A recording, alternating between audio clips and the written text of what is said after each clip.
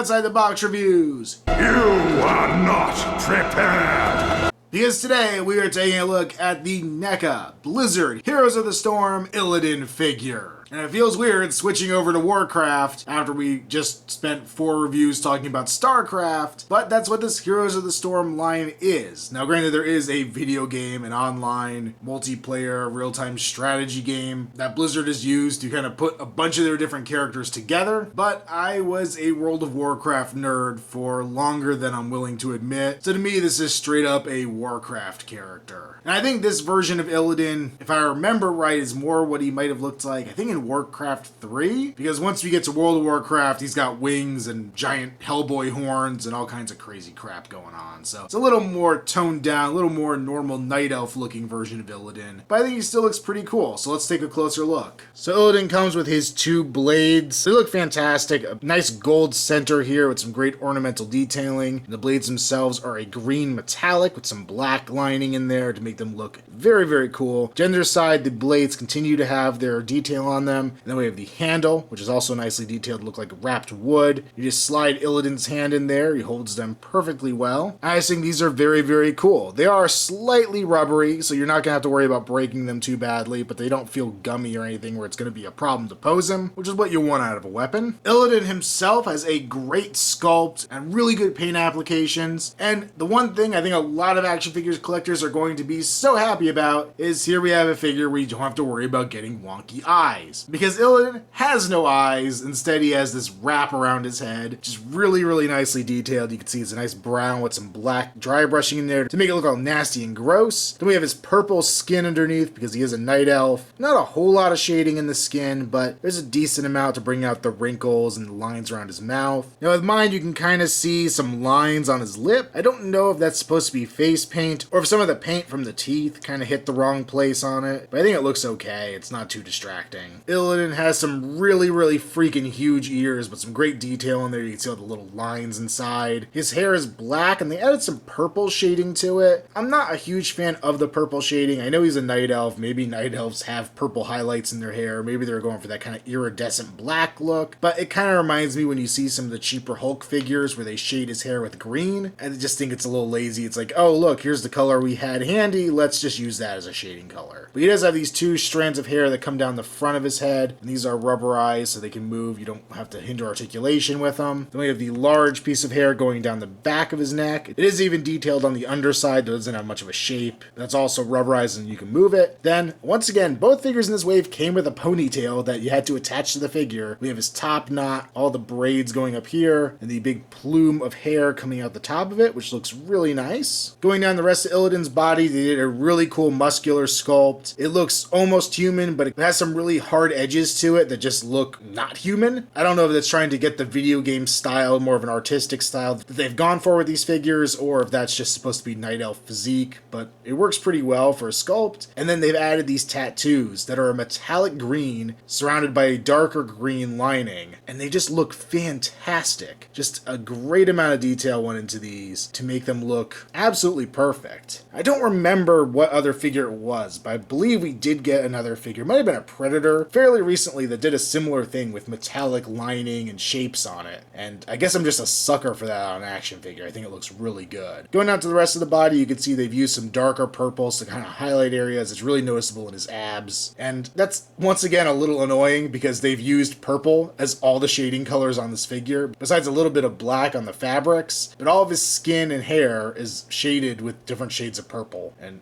I think it's a little too much purple. His hands are decently sculpted. We do have all the fingernails, but the pose they're in is a little awkward just so he can hold his weapons. I kind of wish that he would have come with an alternate set of hands, whether they be fists or something a little more menacing. These kind of cupped hands just don't look very good on their own. Around the waist, we have his belt with a big sash coming off of it. Both the front and back have the sash on it, and there's some kind of hair detailing around it. Some nice fabric touches. We come down the legs. We can see the stitching on his pants, which looks great. Brown with a little bit of black shading in there to bring it out. And they kind of get the bell-bottom effect going down here. And then some hair around the bottom. I always knew night elves were hippies. And then we have his purple feet with his purple toes. And the toenails on his left foot look pretty well painted, but his right foot just appears to be that same purple. So I don't know if the paint got missed or what, but it's really not that big of a deal, but just something I noticed messing with the figure. No real detail on the underside of his pants or the underside of his feet, but that's pretty much what I would expect. For articulation, just like Nova, he has a great amount. We have a ball joint at the neck, so he can look decently up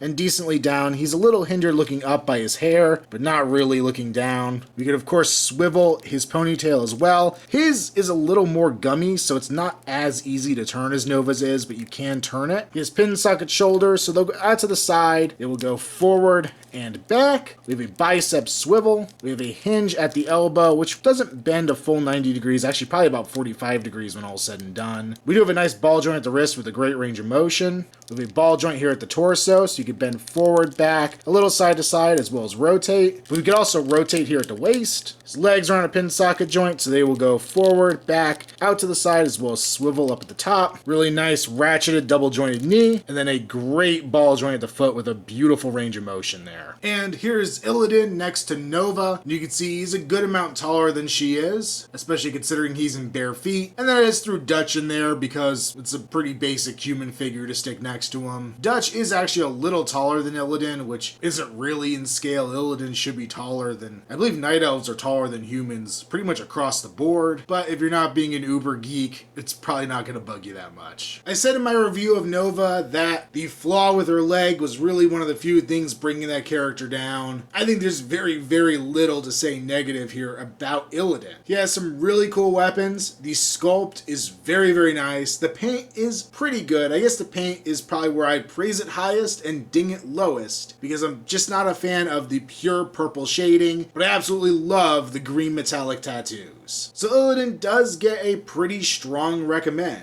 He's a very, very cool looking character, and it seems these World of Warcraft characters they're incorporating into the Heroes of the Storm toy line are the ones that I'd probably be most likely to pick, because they're picking the big bosses from some of the different expansions. In this wave we have Illidan, but in the next wave we get Arthas, and that's one I am super psyched for. When I did play World of Warcraft, I started playing when Burning Crusade was out, but by the time I reached max level, it was just around the time Wrath of the Lich King came out. So that was the first expansion of World of Warcraft I felt like I really got to fully appreciate and enjoy. So I'm very much looking forward to having that figure in plastic. There's another character in that wave, and to be quite honest off the top of my head, I can't remember his name. It's the angelic looking dude that I think is from Diablo. I assume that would be the case to round out the 3 universes within the toy line. Make sure you check me out on Instagram, username Outside the Box Reviews. Also follow me on Facebook, link below. And until next time, this has been our Outside the Box Reviews. Stay tuned for more to come.